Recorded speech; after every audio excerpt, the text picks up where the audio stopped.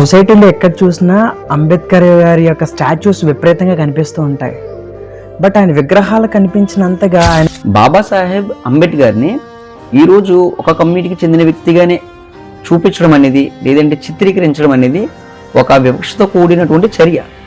ఎందుకనంటే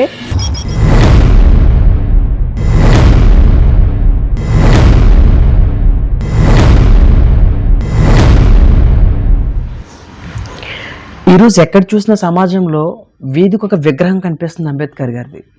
అయితే ఆయన కోరుకుంది వీధికి ఒక విగ్రహం ఉండడమా, లేకుంటే ఆయన భావజాలం సమాజంలో కనిపించడమా? ఈరోజు ఒక్కరిలో కూడా చూస్తే ఆ భావజాలం ఎవరిలో కనిపించడం లేదు, కానీ విగ్రహాలు మాత్రం చాలా బీభత్సంగా కనిపిస్తున్నాయి.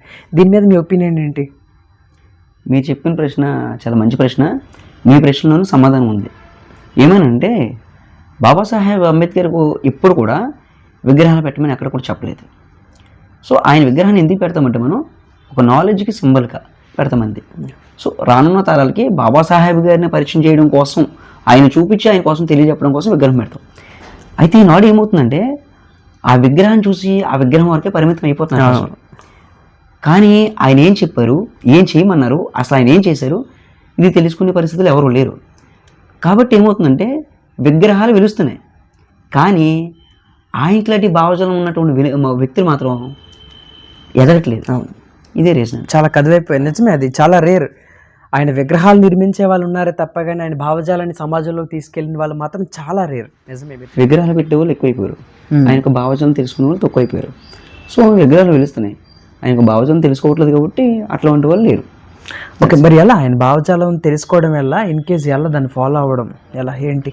బాబాసాహెబ్ గారు ఒక మాట చెప్తారు, చరిత్ర తెలియనివాడు చరిత్రను సృష్టించలేడు అని చెప్పేసి. అలాగా ఈరోజు ఎవరికి కూడా చరిత్ర తెలుసుకోవాలనేటువంటి ఇంట్రెస్ట్ లేదు. చరిత్రను ఎప్పుడైతే వాళ్ళు తెలుసుకోవాలనుకుంటారో, అంటే బాబాసాహెబ్ గారు పుట్టారు, రిజర్వేషన్ ఇచ్చాడు, అక్కడ వరకు కాదు, బాబాసాహెబ్ గారు ఏం చేశారు అది తెలుసుకున్న రోజుని ఖచ్చితంగా భావజాలం వస్తుంది. ఎలా తెలుసుకోవడం ఎలా, అదే అడుగుతున్నా. ఆయన వాల్యూమ్ చాలా ఉన్నాయి, ఆయన రచనలు చాలా ఉన్నాయి, ప్రసంగాలు చాలా ఉన్నాయి. సో చాలామంది చెప్తున్నారు, అవి చదువుకోవడమే. లేదంటే తెలిసిన వాళ్ళు చాలామంది ఉన్నారు, వాళ్ళు అడగారు కదా. ఈరోజు బాబాసాహెబ్ గారు అంటే ఆయన జయంతి ఏప్రిల్ 14 తప్ప అంతకుమించి ఏం తెలియట్లేదు ప్రజలకి. అక్కడే ఆగిపోతున్నారు వాళ్ళు. అసలు బాబాసాహెబ్ గారి జయంతి నేను ఎందుకు చేయాలి అని ఆలోచించిన రోజుని ఖచ్చితంగా వాడు భావజాలాన్ని తెలుసుకుంటాడు. అవును, నిజమే. ఎందుకనంటే అంబేద్కర్ గారు కోరుకున్నది కూడా వీధి వీధిన ఆయన విగ్రహం ఉండాలని కాదు. ఆయన విగ్రహం కంటే ఆయన మాటని ఎవరైతే తోచ తప్పకుండా ఆచరిస్తారో, పాటిస్తారో, అప్పుడే కదా ఒక నూతన సమాజాన్ని మనం చూడగలుగుతాం, యూత్లో ఒక మార్పుని మనం చూడగలుగుతాం.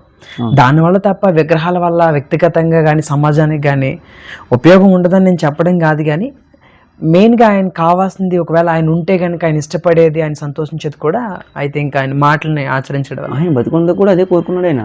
ఆయన పే బ్యాక్ టు సొసైటీ ఇవ్వాలని చెప్పాడు. ఓకే, సో ఇక్కడ విషయం ఏంటంటే బాబాసాహెబ్ గారు అంత గొప్ప వ్యక్తి ఎందుకు అయ్యాడంటే ఆయన పూర్వపు చరిత్ర తెలుసుకున్నాడు. పూర్వపు చరిత్ర, భారతదేశ చరిత్ర, ఇక్కడ ప్రజల చరిత్ర మొత్తం అంతటిని కూడా ఆయన తెలుసుకున్నాడు. కాబట్టి ఆ చరిత్ర కనుమరుగైపోయి ప్రజలంతా కూడా వేరేలా వెళ్ళిపోతున్నారని చెప్పేసి ఆయన దాన్ని మార్చాలని చెప్పి చేశాడు. అదే చరిత్ర తెలుసుకున్నవాడు చరిత్రను సృష్టిస్తాడు, చరిత్ర తెలియనివాడు చరిత్రను సృష్టించలేడు. బాబాసాహెబ్ గారు ఆ మాటను అనడానికి కారణం ఏంటంటే అది ఆయన పాటించాడు. ఈరోజు ఎవరు కూడా చరిత్రను తెలుసుకునే ఓపిక లేదు, సో వీళ్ళని సాధిస్తారు. ఈరోజు అంబేద్కర్ గారిని ఒక తెగకు చెందిన వ్యక్తిగా చూస్తున్నారు, ఒక తెగకు చెందిన వాడిగానే పరిమితం చేసేసారు ఆయన్ని. దీని మీద మీ ఒపీనియన్ ఏంటి? జనరల్గా ఆయన ఒక యూనివర్సల్ కదా, దాని మీద మీ ఒపీనియన్ ఏంటి అసలు? అవును, నిజమే.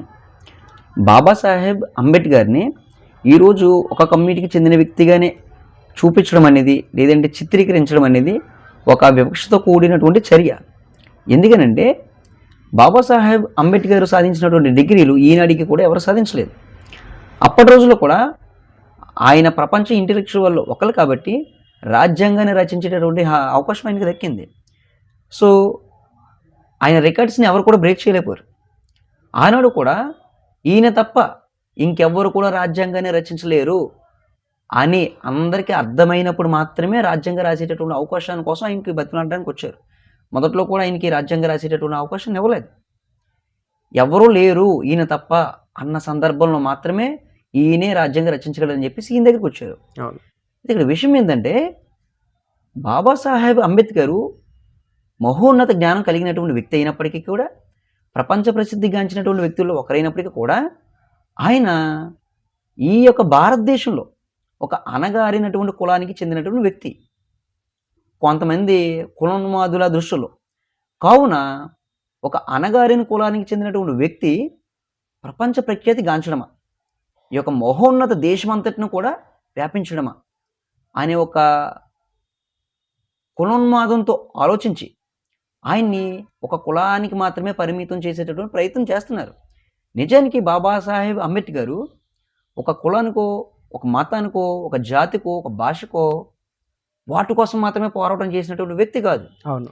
భారతదేశంలో ఉన్నటువంటి ప్రతి వ్యక్తి కోసం, ప్రతి వ్యక్తి యొక్క హక్కుల కోసం పోరాటం చేసినటువంటి వ్యక్తి.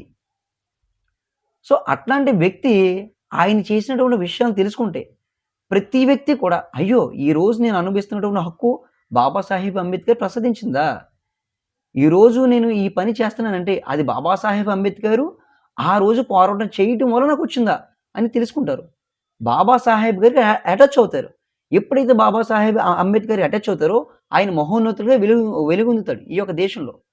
సో అది జీర్ణించుకోలేనటువంటి కొంతమంది మూర్ఖులు ఆయన ఒక కులానికి పరిమితం చేసి, కొన్ని కులాల వారికి ఆయన రిజర్వేషన్స్ ఇచ్చాడు, మిగిలిన వారికి ఏమీ చేయలేదు అని ఒక బూచిగా చూపించి ఆయన్ని భారతదేశానికి దూరం చేసేటటువంటి ప్రయత్నం చేస్తున్నారు.